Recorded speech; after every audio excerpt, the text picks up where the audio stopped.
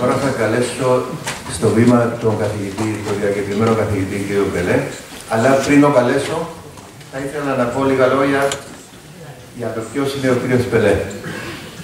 Τώρα, εάν ήθελα να πω για τα προσόντα του κ. Πελέ και το τι έχει προσφέρει στην νομική επιστήμη, ίσως να έπαιρνα γύρω στις 3 μία ώρα. Θα είμαι όσο με δυνατόν, θα συντμήσω όσο με δυνατόν περισσότερο, όσο μπορώ, το που έχει υπηρετήσει και τι έχει προσφέρει ο κ. Πελέ. Ο κ. Πελέ είναι καθηγητής Διεθνούς Δικαίου του Πανεπιστημίου Παρισίων. Είναι πρώην πρόεδρος της Επιτροπής Διεθνούς Δικαίου Ηνωμένων Εθνών και νυν μέλος της Επιτροπής. Είναι λέκτορας σε διάφορα πανεπιστήμια και διάφορα κέντρα διεθνών νομικών σπουδών διεθνώς. Είναι επίσης λέκτορας στο Πανεπιστήμιο, στο Yale Law School από το 2010. Αλλά μια πολύ σημαντική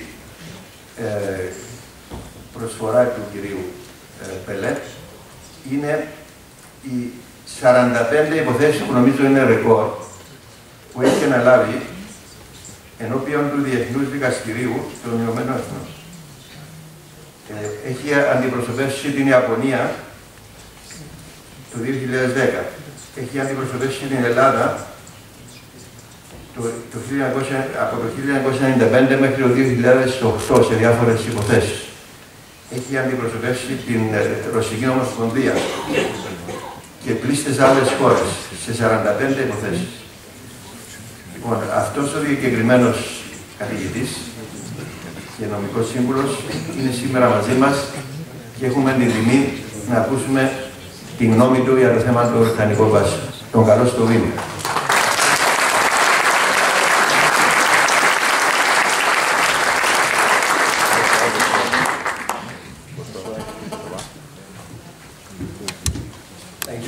The honour is mine. Mr. Attorney General, Mr. Ministers, Members of Parliament, Excellencies, ladies and gentlemen, dear friends. My companionship with Cyprus is an old story. It began years ago when Claire Pelley asked me to participate in several workshops relating to the international legal issues linked to the Turkish invasion of the actions of Cyprus in the European Court of Human Rights. Later, but more than 7 years ago, I think, Konstantinos Nikourgos asked several personal or collective legal opinions for the Attorney General of the Republic. And about at the same time, my good and respected friend, Judge Lukis Lukaides, was good enough to invite me to participate in to several sessions of the most stimulating series of lectures on human rights he used to organize. And more recently, I've been contacted by an illustrious citizen of this country, Minister Lilikas, whom, however, I had never met before. He had sent a mail to very kindly invite me to give this lecture, an offer which I accepted heartily, and I indulged myself to suggest some kind of reciprocity. And to my surprise, he's quite an important and busy man, but to my surprise, he generously accepted to lecture my postgraduate students in the University de Nanterre, and I would hope, but probably not expect, that you will be as interested in my presentation as my postgraduate students were by Yorgos Lilikas' lectures. Then, very spontaneously, we have become friends. Now, Minister Lilikas, can I raise this? No. Now, Minister Lilikas has not left me any choice regarding the subject matter of this lecture. It had to be on the so-called British sovereign basis. But it was understood between him and I that I would expose my own views in all freedom. It might have been, I must say, quite imprudent. After all, this is quite a controversial matter and rather sensitive matter in this country. Well, these are the risks of the academic freedom, and I congratulate you to have taken them. Now, I suspect that I tend to share what probably is a dominant view in the Republic. The British bases are not sovereign. They are an anomalous remnant from the colonial past. But you will probably note some nuances compared to what has been said by the two previous speakers. Three brief caveats before going to the heart of the matter. First, as you have noted, I will speak English, at least in my rather odd and particular English.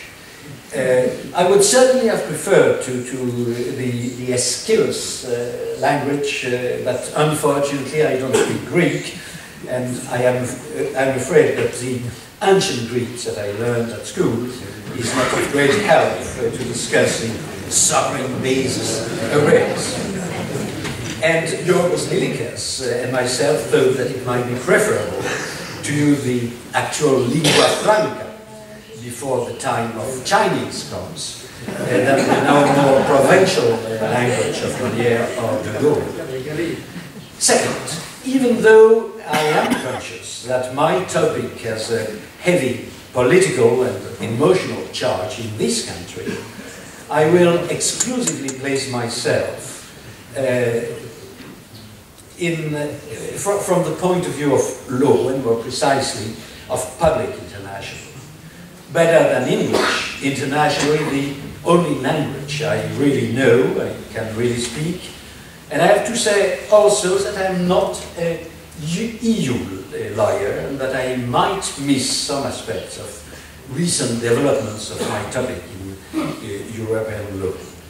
And third caveat, and last one, I have yielded to my friend Yorgos' request to speak on this sensitive topic, but I'm also conscious that I probably am in the room, in this room, the one who is less knowledgeable about this issue, and that you will probably think that I will more often than not state what you deem to be the obvious and line up commonplaces. My excuse might be that I have no message, I have no political position in this matter. I have thought about this all without any preconceived ideas, and all I will say now is genuine. It goes without saying that my purpose is not to describe the history or the legal status of the British bases in Cyprus as such, although I have tried to understand both when preparing this modest presentation. Let me, however, explain what I have precisely in mind when I name the British military bases in Cyprus. I would speak of BMBCs or BMBs in the rest of my speech, when I will try to reflect the British views. In that case, I will mention the SBAs.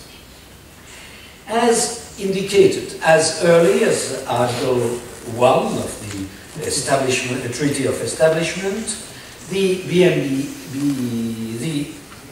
BMBCs are what the signatories called the Acroteries Sovereign Base Area and the Dekelia Sovereign Base Area, which are formally subtracted from the sovereignty of the Republic of Cyprus and, quote, shall remain, please note the wording, remain, I will come back to this, shall remain under the sovereignty of the United Kingdom, end of quote.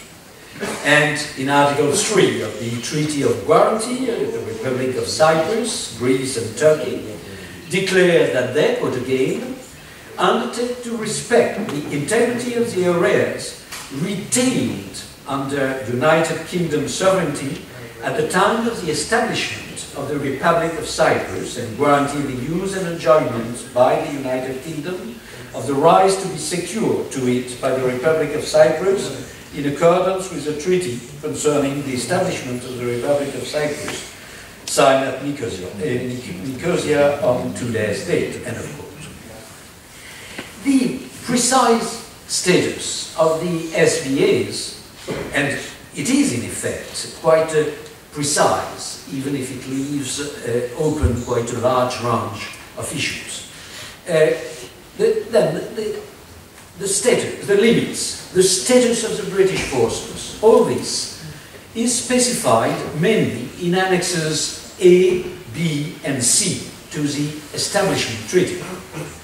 Their legal regime is completed by the British Declaration regarding the administration of the SBAs, which is appended to the treaty, and internally by the British Order in Council made on 3rd of August 1960, together with royal instructions of that same date.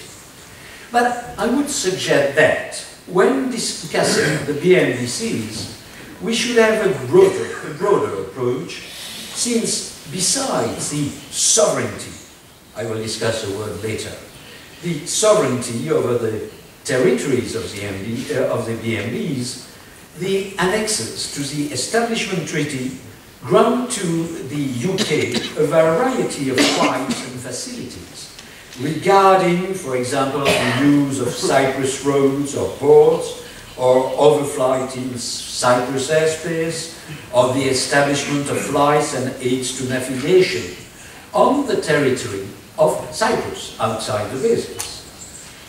Notwithstanding the right to use additional, and this, there I quote again, additional small sites as the United Kingdom may consider technically necessary for the efficient use of its bases, areas, and installation in the island of Cyprus, end of quote. To be noted, there were at the time 40 such small sites in 1960. I think they have now been reduced to 10, including, if I am right, the radar on Mount Olympus, or the freshwater source at Kisusa in the Limassol district. From my point of view, these ancillary rights are parts and parcels of the global issue raised by the BMDCs. This being said, let me discuss three main questions. First, what is the legal significance of the situation I have just very broadly described? Second, is that situation lawful when assessed in international law terms? Third, whether legal or not, what are the means to put an end or to change that, to put an end to or to change that situation? First then, and still in the sole perspective of international law, how do the BMDCs qualify in international law?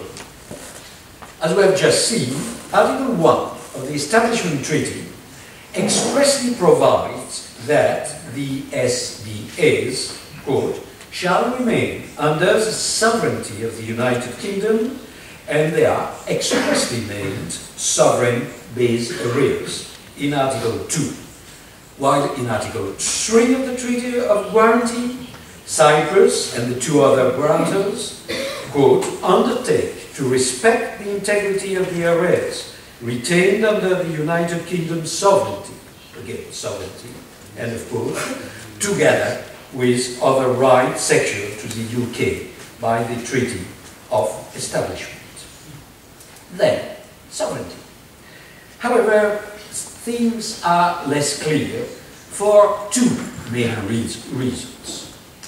In the first place, the treaties themselves, or say more precisely the Treaty of Establishment, limits the British rights to far-reaching rights indeed, nevertheless to limited rights.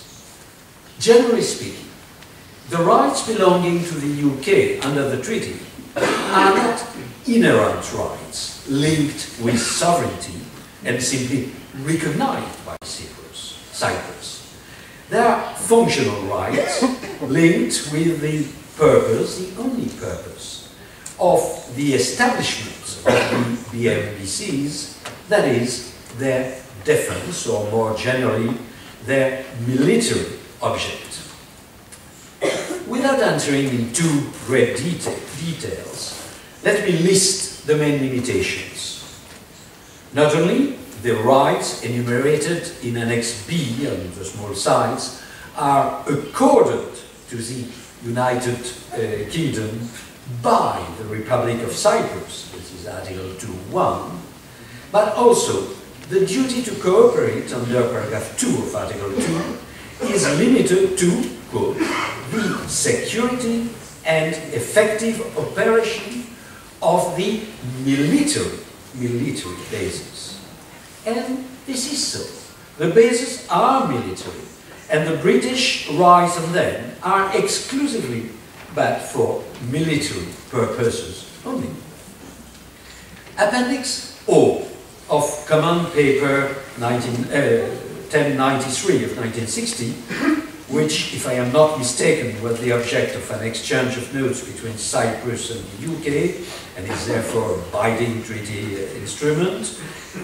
By this declaration, in particular, Her Majesty's government, quote, declared that their intention will be, one, not to develop the sovereign base areas for other than military purposes. And the next paragraphs of this provision specify the main consequences of these essential commitments, while Section 3 lists under not less than 19 rubrics the commitments of the UK towards Cyprus and the rights recognized to Cyprus and its citizens in relations with the SBAs and the duty that the Republic is invited, which is not a very legal term, which the Republic is invited to perform in the bases. All these invitations are outside the military sphere. Last but not least, and in fact there are quite a number of other restrictions to the exercise of rights by the UK in and on the basis.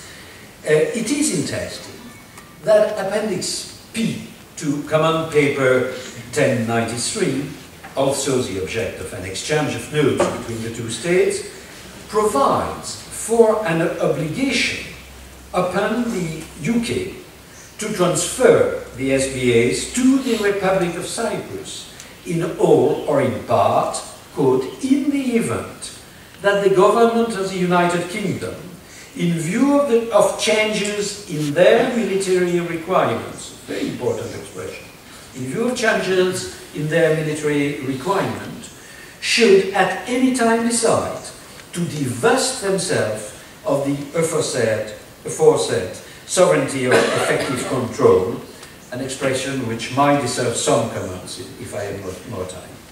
But the conclusion, the first conclusion, is already clear enough. The UK cannot be considered as having sovereignty over the BMBCs, according to the celebrated dictum of the Swiss arbitrator Max Huber in the 1928 award in the case of the island of Palmas between the Netherlands and the United States, quote, sovereignty in the relations between states signifies independence. In other words, the administering power does not enjoy sovereignty over the territory of its non-autonomous, no, I am lost, it's not the good paper.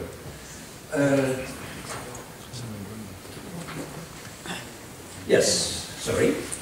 Sovereignty in, so it's the quote of Max Huber, sovereignty in independence in regard to a portion of the globe is the right to exercise therein to the exclusion of any of the other states, the functions, all functions, of a state.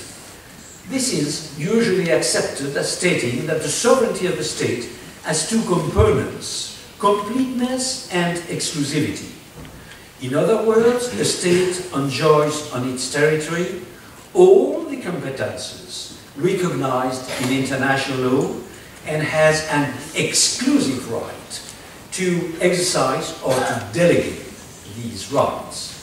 In the case of the BMBCs, it is indisputable that the UK enjoys exclusive rights, can claim exclusive rights subject to the validity of their establishment, a topic to which I will come next.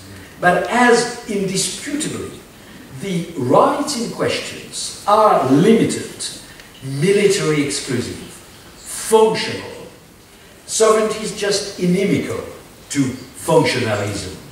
Sovereignty is a global concept, implying global rights, unlimited within the framework of international law. That is, subject only to the respect of general norms of international law, whether peremptory or not, or subject to the treaty obligations freely accepted by the state in question, a principle to which I will also come back when I discuss the legality of the BMBs. But for this moment, my problem is not whether or not the British bases are legal, but how they can be defined in international law. And only afterwards, their legality can be seriously assessed. There is a second reason why our bases cannot be legally qualified as being sovereign. You will recall that through Article 1 of the Establishment Treaty, the UK claims to retain sovereignty over the SBAs. The areas shall remain under the sovereignty of the United Kingdom. Again, the fact that this has been accepted is irrelevant for the moment, although it will of course be relevant to ask later whether Cyprus could accept such a claim. But the question here is different. Could the UK make such a claim?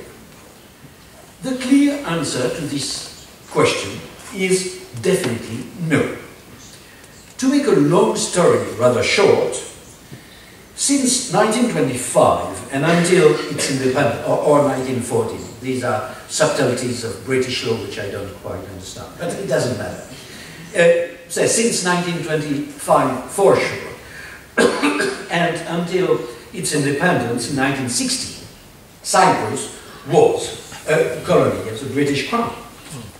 It was treated as such by the United Kingdom, both internally and at the international level. In particular, the British government gave information to the Colonization Committee established under Article 73 of the Charter.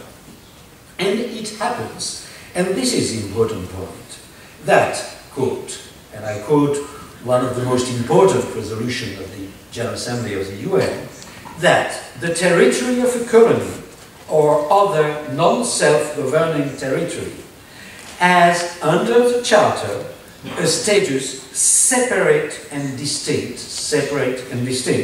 from the territory of the state, administering it, end of quote. In other words, the administering power, the UK in the circumstance, does not enjoy sovereignty over the territories of its non-autonomous territories, a British manner to name the colonies. It enjoys rights, territorial as well as personal rights. These rights are extremely extended, but the limits are different and in some respects less extended than those of the administrative state on its motherland territory. This is not sovereignty, and I hope that I have made clear that the UK has not and cannot claim sovereignty over the BMBCs. But then, we know what they are not. But what are they? It is commonplace to consider that they are sui generis entities. I have already heard the word. I agree with this in that, to my knowledge, there are no other similar entities in the contemporary world, except maybe with the exception of the US base of Guantanamo, although there are differences, not the least the fact that the UK government declared the European Convention applicable to this territory, and I'm sure that the prisoners in Guantanamo would have enjoyed a comparable gesture by the US. But this sui generis qualification does not help much. Generally speaking, sui generis, sorry, my colleague, sui generis is the unhelpful appellation that lawyers give to situations they cannot put into one of their usual boxes, and law is, first of all, a science, or better, an art of classification. So, it's not... So the bases are neither part of Great Britain, nor of the Northern Ireland, I would think. They are not. Are they colonies? Does it help to say that they are colonies of the British Crown? I would say yes and no. Yes, in that, I hope we have some time to discuss afterwards. I try to keep the 45 minutes I was allocated.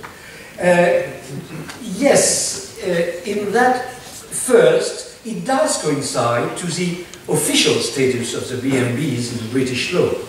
Dr. Theodorou, in his excellent book, in French, even better, on the military basis in international law, the Cyprus case, cites the chapter on Commonwealths and dependencies of the Aylesbury's Laws of England, which explains, at section 1047, that the SBAs, quote, consist of those portions of the colony of Cyprus which were not established by the Cyprus Act 1960 as the independent sovereign Republic of Cyprus, and which remain within Her Majesty's sovereignty and jurisdiction.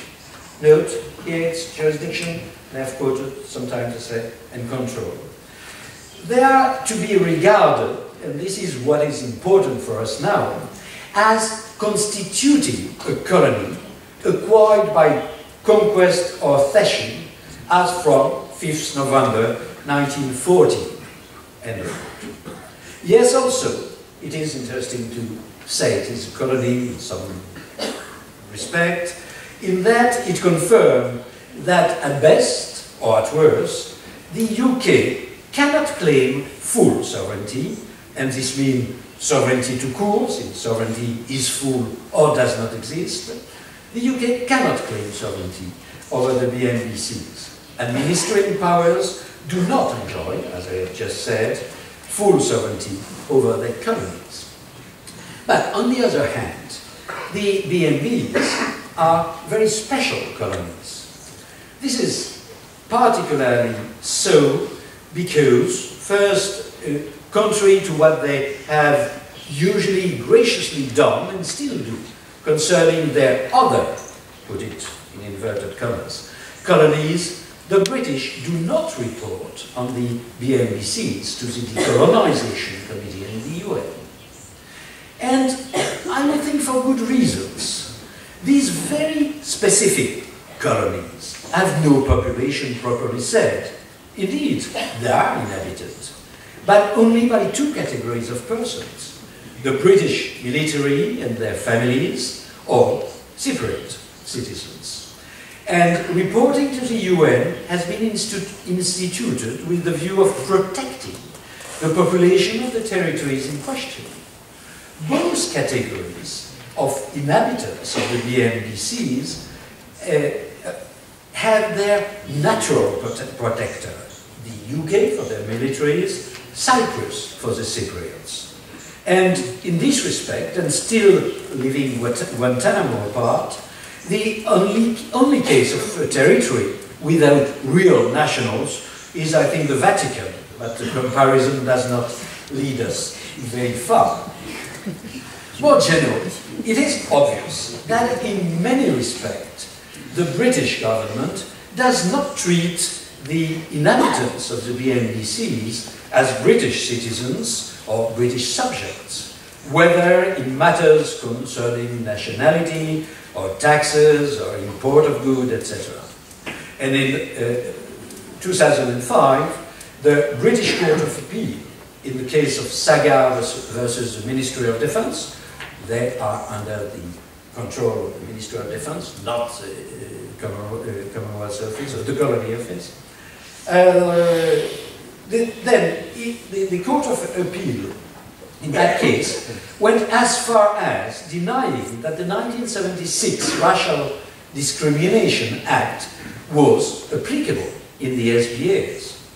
In that occasion, Lord Justice Mummery, Justices Tucker and Clark agreed, restated the usual British position, according to which, quote, a criteria, but this would hold true for the Kenya as well, of course, is outside Great Britain for the purposes of Part 2 of the 1976 Act.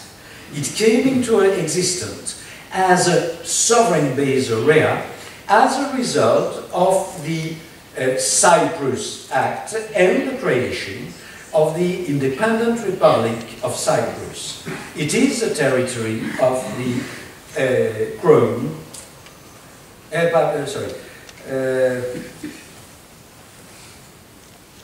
It is a territory of the Crown. It has enjoyed the status of British Overseas Territories in the British Overseas Territory Act 2002, having previously been a British dependent territory.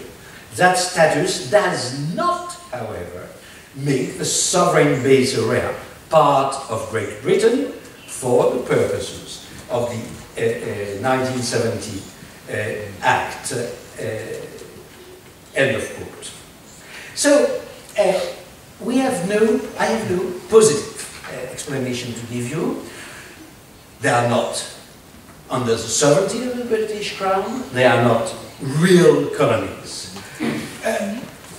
Is this such a big problem? I think that even these quite negative positions must not make us too pessimistic. We know some things about the BMBs, and I can add some others. First, they are not part of the British territory. Second, seems obvious, but it's important. They are military bases. Although this notion is extremely diverse, this tends to show that even the UK enjoys extremely wide exclusive rights for military purposes only, not others. It does not possess over the bases the global jurisdiction that a sovereign state has on its territory. And let me open a parenthesis here. This is one of the reasons why I do not share the view, widely expressed by Cypriot lawyers, that the BMBCs have no territorial sea. I do think that they have one, and the Republic itself has acknowledged this in many occasions. But the UK can certainly not claim a continental shelf and an exclusive economic zone on behalf of the BMBs. As formally provided for in the UN Convention on the Law of the Sea, which simply in this regard reflects general international, coastal states only enjoy sovereign economic rights, and the military bases have no economic rights to claim. For the same reason, and more generally, I have strong doubts that the UK could or can take measures which are not related to the main object of the British government when it retained the sovereignty over the areas. And in particular, I would think that in the extremely important paragraph 2 of section 3 of the British Declaration regarding the administration of the SBAs, which provides that, quote, the laws applicable to the Cypriot population on the sovereign basis area will, as far as possible, be the same law as the laws of the, and I am again lost with my papers. This time I'm really lost. Pardon?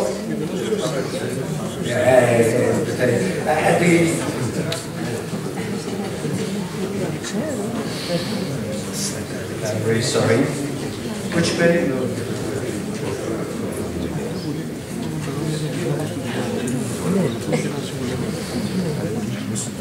Oh, yes, sorry. The same as the laws of the Republic. And I think that in this quote, the laws applicable to the separate population of sovereign basis areas will be as far as possible the same as the laws of the Republic. I think that in this quote, the expression as far as possible must be interpreted legally as meaning as far as is compatible with the exclusively military object of the basis. And this takes me to a last related remark. In the framework of the Annan Plan, the UK committed itself to restore half of the total territory of the BMDCs to the Republic. In this occasion, the spokesman of the Foreign Office declared, quote, "The offered area has no military infrastructure, and therefore this would have no adverse impact on the function or operational capability of British forces," end of quote. I suppose that what was true in 2003 is still true. If it is so, it legitimately raises a question. Is the British presence on these parts of the BMBs, not less than 115 square kilometers, still, is their presence still not only legitimate, but simply legal? The bases have always been explained as necessary for purely military purposes. And this understanding was taken note of in several circumstances during the travaux préparatoires of the Treaty of Establishment. If the basis, or parts of them, are no more necessary or even no more useful to that purpose, the very object and purpose of the British government retaining these areas vanish. I must find the next page. Neither parts of Great Britain nor how positively could I characterize the situation? I would suggest that the BMDCs are parts of the Republic of Cyprus. Parts of the Republic of Cyprus with a very heavy servitude. At the risk of disappointing my colleagues in the audience who are specialists in public international law, I will not enter into the nice legal discussion on whether or not such a thing as servitude exists in international law. Let me just say that I think it does exist without the technicalities characterizing the notion in domestic laws, and that it can be defined as follows, quote, "State servitudes are those exceptional restrictions made by treaty on the territorial supremacy of a state by which a part or the whole of its territory is in a limited way made perpetually to serve a certain purpose or interest of another state." And this clearly takes me to my second question. Don't worry too much, I will be briefer than on the first, but longer than on the third and last question. Such servitude, instituted by a treaty, and in the present case, the treaty which is said to have established the Republic of Cyprus, And I will begin with this very specific question, since I have noted in my readings on the topic or my discussions with separate friends, colleagues or politicians, that this seems to be a major issue in their mind. It is not. Whatever the official British story can tell, Cyprus has not been established by the Cyprus Act 1960 as the independent sovereign Republic of Cyprus, nor even has it been established by the 1960 so-called Establishment Treaty, not more than Algeria has been established by the change in the French Constitution in 1962 or by the agreement concluded in Evian with the Algerian freedom fighters, contrary to what General de Gaulle maintained at the time. This is not the way states are created in international law. As very aptly explained by the Banenter Commission, Arbitration Commission for the former Yugoslavia, quote, the existence or the disappearance of a state is a question of fact. There are probably few domains where, except pornography, where the maxim, I know it when I see it, is more accurate than when appreciating statehood. A state is established when it exists, when its existence is effective. The only criterion for statehood is effectiveness. To put it otherwise, to come back to the island of Palmas arbitration that I have quoted some moments ago, if a government exercises jurisdiction on a given territory with a given population, all the functions of a state, then this entity is a state.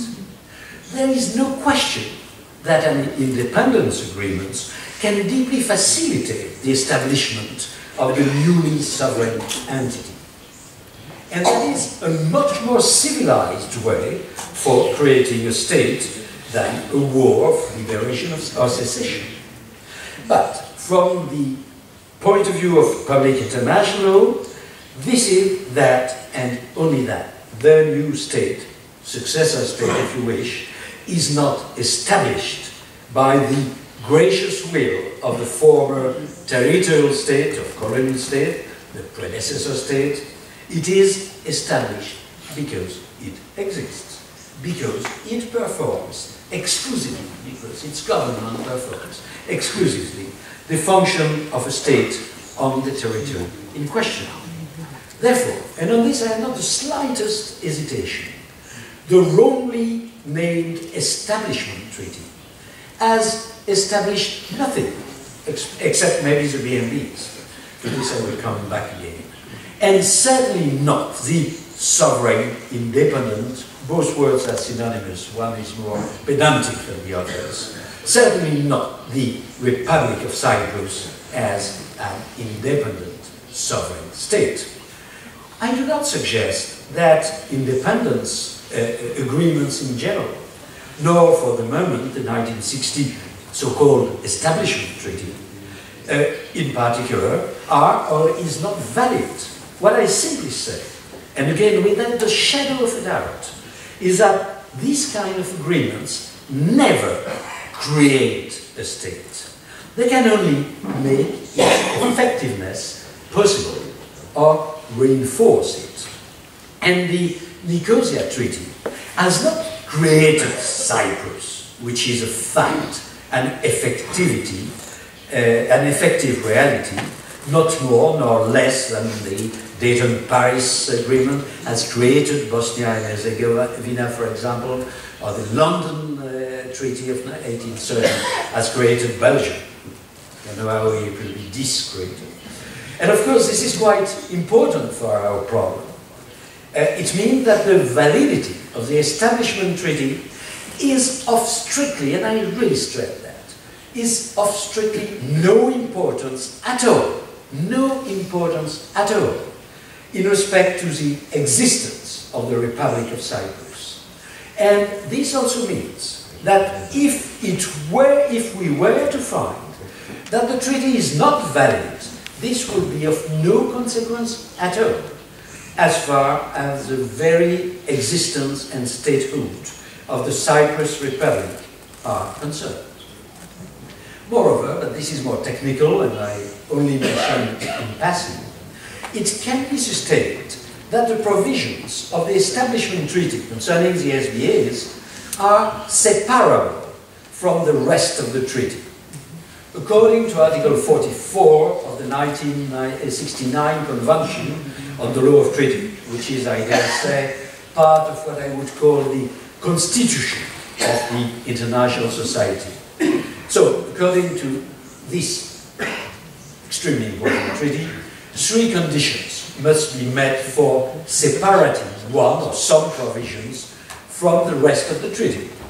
First, the said clauses must be, quote, separable from the remainder of the treaty with regard to their application. And in our case, this is clearly so. The question of the BNBs is clearly distinct from the other obligation accepted by the parties in the treaty.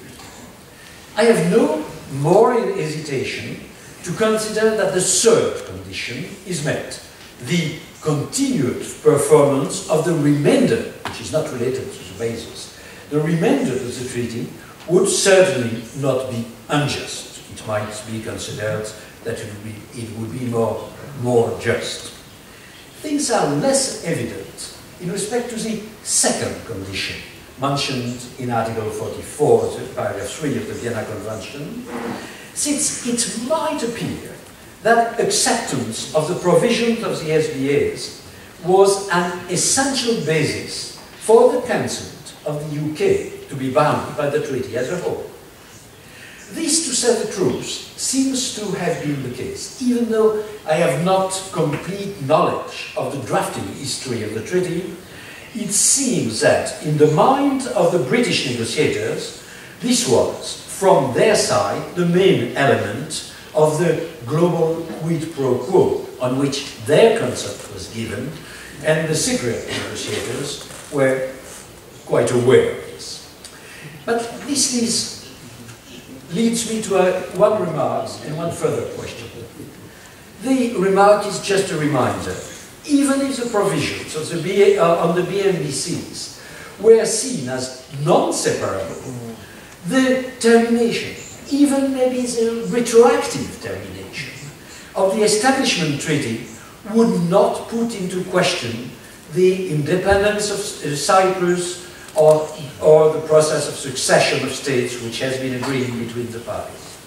Now, the question is, even considering that the SBAs was an inseparable part of the synallagmatic agreement between the parties, was the UK legally entitled to make an agreement on them a condition for granting independence to Cyprus? To have some suspense before trying to answer this question, which I think is the question, let me make a brief excursion in the various motives which may justify the termination or invalidation of a treaty under international law. And as I said before, in this matter, international law is reflected by the 1969 Convention on the Law of Treaties. First, note that according to Article 42 of that Convention, absent a special provision in the treaty itself, the validity of the treaty or of the consent of the state to be bound by the treaty and its termination may only be based on the grounds enumerated in the Convention. I must say virtually all of them seems to have been invoked by Cyprus lawyers or foreign lawyers sympathetic to the invalidity of the 1960 treaty. Honestly, some of these arguments seem to me untenable, to put it politely, and I think it is not a good way of making law to use obviously absurd arguments. This is the case for the putting into doubt of the capacity of the authority of the negotiators to conclude the treaty. With respect, this is rubbish. If it were the case that Archbishop Makarios and Mr. Kuchuk had no capacity to commit the future republic or the republic, then it would mean that no independence agreement could be valid. Freedom fighters can conclude treaties. This is a fortiori the case for a democratic representative of a not yet sovereign entity. I am not much more impressed either by the arguments based on the error of fraud, which are envisaged as ground for the invalidity of the treaty by Articles 48 and 49 of the Vienna Convention. The British side had made no mystery of their intention concerning the BMBs, and the separate negotiators had perfectly understood what it was about. I know that those among you who invoke those grounds against the validity of the treaty have in mind the non-fulfillment of their financial obligations toward the Republic under Appendix R of the treaty by the British. But I have two objections. The first one is that I am not sure that the financial assistance from the UK to Cyprus, which is provided for in this part of the treaty, and I agree that it is part of the treaty, is linked. I don't think that this part is linked with the BNBC. The second one is that in any case, what is at stake here is not a question of error or fraud, but one of breach of the treaty by the United Kingdom. And my considered view is that it is a more respectable ground for terminating this treaty, or parts of the treaty, than the two others, I mean than fraud and error. Article 60 of the Vienna Convention provides that, quote, a material breach of a multilateral treaty by one of the parties entitles a party specially affected by the breach, it would be the case of Cyprus, to invoke it as a ground for suspending the operation of the treaty in whole or in part in the relations between itself and the defaulting state, end of quote. Apparently, this would then be only a ground for suspending the 1960 Establishment Treaty. However, I wonder whether in the present case, the treaty should not be treated as if it were bilateral between Cyprus and the UK, since clearly the quid pro quo is between the two of them only. But I have another more serious doubt on this problem of material breach. According to paragraph 3 of that same article, quote, a material breach of a treaty for the purposes of this article consists in the violation of a provision essential to the accomplishment of the object and purpose of the treaty. Honestly, I have some doubts that the violations by the UK of its financial obligations under Appendix R meets this condition. The only position I have on that is that it is arguable, so I'm not sure it is fully convincing. I have the same feeling concerning duress or coercion. According to Article 52 of the Vienna Convention, quote, a treaty is void if its conclusion has been procured by the threat or use of force in violation of the principles of international law embodied in the Charter of the United Nations, end of quote. I think there is no need to insist on the fact that clearly the British side made it either or, buy it or give up bargain. I think there is no doubt that delay for an uncertain future accession to independence and creating a very dangerous situation, the separate negotiators had to buy the bargain. This being said, it is not 100% sure that an international court or tribunal would, for its part, by the argument. After all international negotiations are based on an unequal balance of power between the negotiators, backed on unequal military, economic, financial, diplomatic, etc. strengths. But what could be added here, and this is for me the main argument, is that in imposing that particular condition, that is the maintenance or the creation of the BMBCs, the United Kingdom was violating general international. Before coming to that, and I add this for the interpreters, it's not on their paper, just one more ground which I have forgotten, and which is probably the safest one, beside the last one. One of the probably safest grounds to challenging the validity of the Establishment Treaty, and at least of this part of the Establishment Treaty, is probably the existence of a fundamental change of circumstances as embodied in Article 62 of the Vienna Convention. There is little doubt in my mind that even accepting that the BMBCs did correspond to a need in 1960, that they were legal at the time, times have changed, and at least as conceived in the treaty, with this absolute and eternal character, they are anachronistic. And it can be reasonably, I think, said that not the treaty itself, but the BMB's provisions can be terminated on this ground. Now let me come to my last ground, which is, after all, the main one. I suppose that most of you, in this extremely select audience, are familiar with the notion of jus cogens, or peremptory norms of general international law. But after all, being a lawyer is not a peremptory requirement, and nobody's perfect.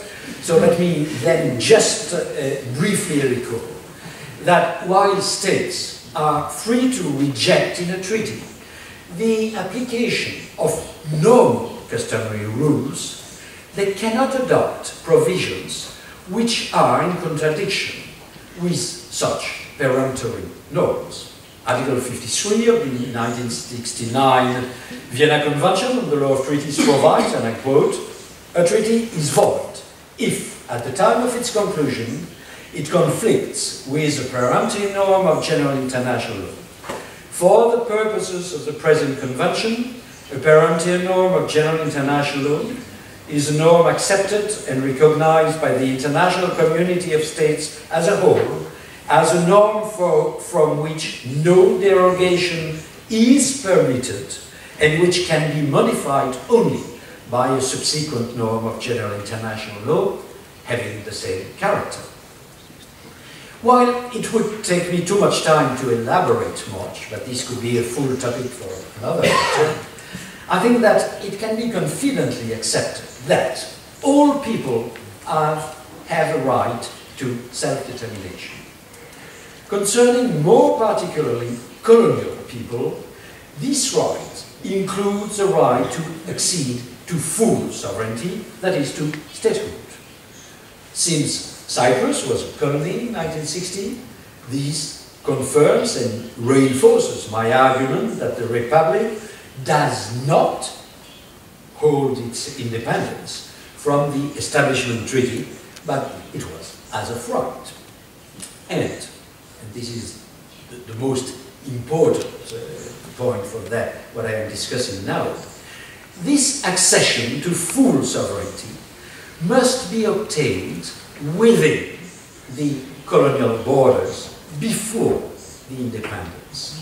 That is, within the framework of the principle which international lawyers love Latin, which we call iuti possidetis juris principle, which applies from my point of view, in all circumstances, whether colonial or not. But these two could be a topic for another lecture. And the colonial power must respect, in any case, must respect the integrity of the territory. in question. Quite evidently, the very existence of the BNBCs as interpreted by the United Kingdom, this is an important precision, is in clear contradiction with these principles. The retaining of the BNBC was made a condition for the accession of Cyprus to independence. And again, independence is as of right for colonial territories. And if it were accepted that the UK has sovereignty over the SBAs, it would be a dismemberment of the territory of the former colony of Cyprus, which is entitled to its territorial integrity.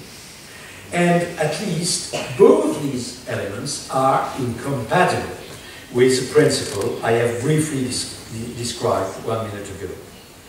Are there peremptory norms? Today, I have no doubt that they are. The real problem is, were they in 1960? I would think that they were already.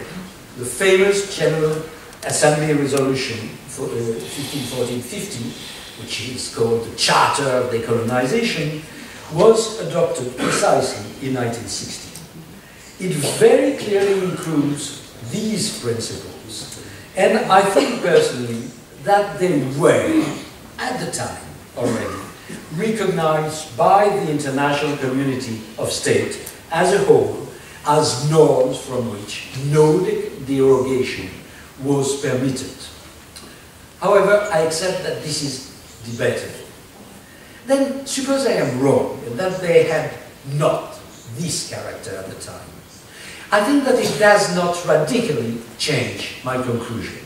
In effect, it happens that besides Article 53, the Vienna Convention contains an Article 64, which provides that, quote, if a new peremptory norm of general international emerges, any existing treaty which is in conflict with that norms becomes void and terminates.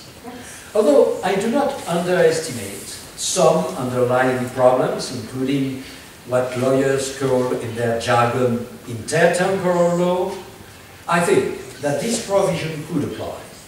This being said, my personal conviction is that the Establishment Treaty is, I would say, contaminated by its original sin, that it has been concluded in violation of existing peremptory principle at the time, in 1960.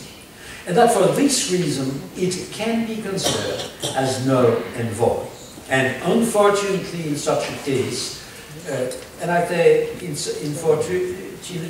unfortunately, because I think it's too radical a result, unfortunately, in such a case, there is no possibility to apply the system of separability, which is excluded in case of the application of Article 53, while separability works when Article 64 applies.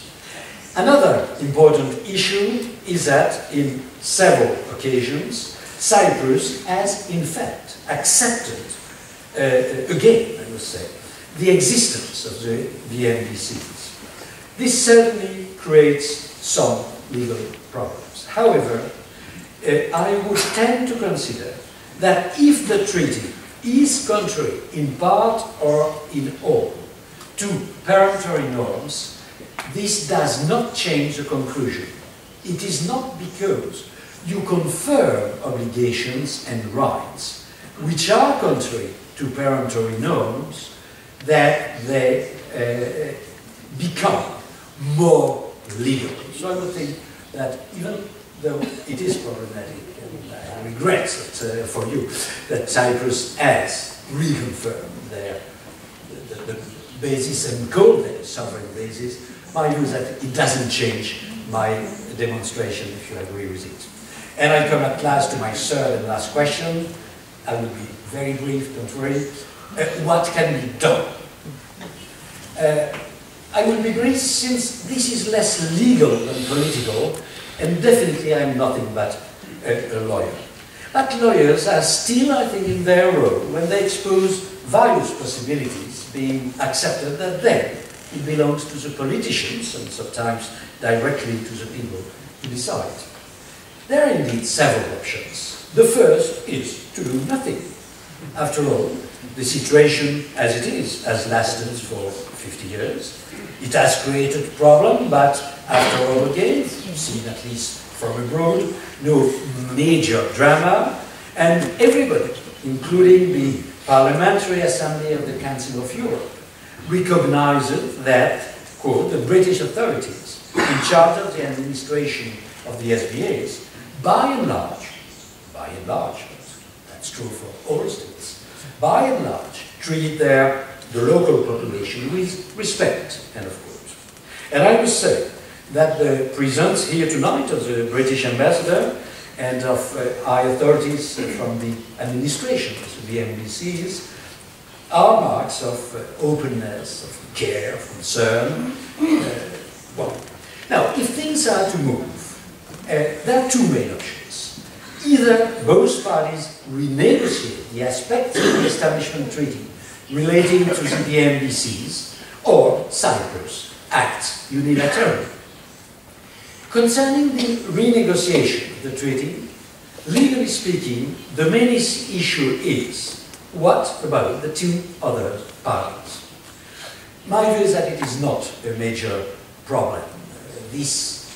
When this is solved, there'll be another lecture, when this is solved, there is no problem in the two parties agreeing to some kind of British military basis, not sovereign, but some kind of military basis, on the territory of Cyprus for a limited, but maybe renewable period of time.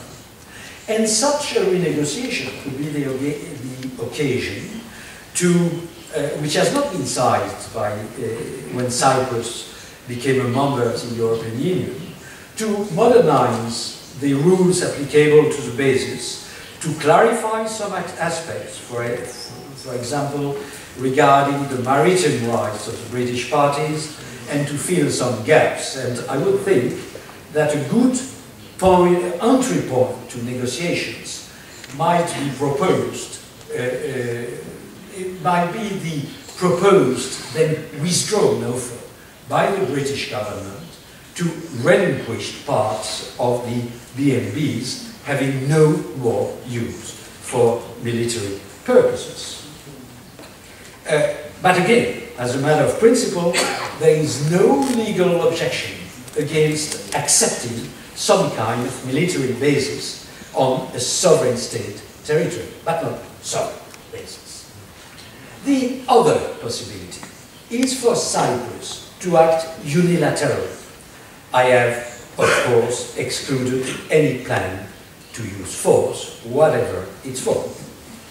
On a purely legal ground, there are at least two. First, there is a possibility for Cyprus to unilaterally lodge an application before the International Court of Justice on the basis of Article 66 of the Vienna Convention, which provides that, quote, if no solution has been reached by other peaceful means, within a period of 12 months following the date on which the objection was raised, the objection to the application of use covenants, any one of the parties to a dispute concerning the application or the interpretation of Article 53 or 64, these are the provisions of the Vienna Convention on use covenants, any of the parties may, by a written application, submit it to the International Court of Justice for a decision, unless the parties, by common consent, agree to submit the dispute to arbitration. The inconvenience of that solution is that it can only bear upon the conformity of the Establishment Treaty with peremptory norms of general international law. And it is a radical solution, because if the Cyprus case prevails, the result will be that the treaty as a whole will be declared null and void. Second, Article 10b of the Establishment Treaty provides itself for the constitution of an arbitral tribunal to decide, quote, on any question or difficulty as to the interpretation of the treaty. Contrary to what I have read here and there is no possibility for the United Kingdom to refuse such a binding settlement. The real issue is elsewhere. That provision provides that each of the parties to the treaty, and this includes Turkey, may appoint a member to the tribunal.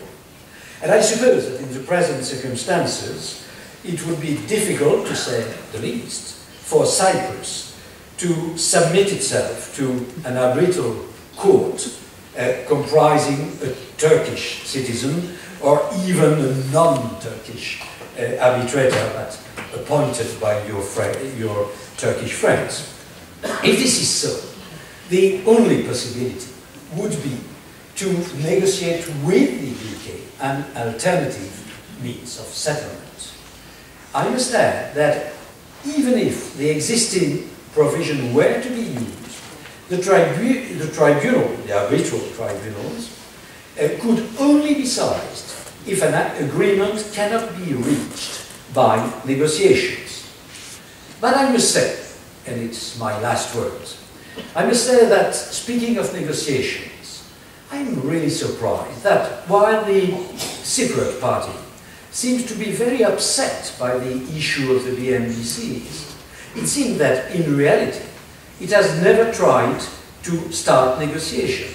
I might be misinformed, and listening to the first speaker this evening, I see that I am partly, but I have not read the WikiLeaks report of the question, if any.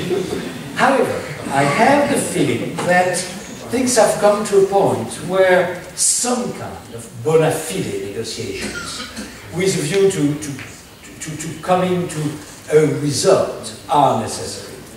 And from my point of view, this result should not be a total rejection of the treaty, since one should not throw the baby with the water of the bath.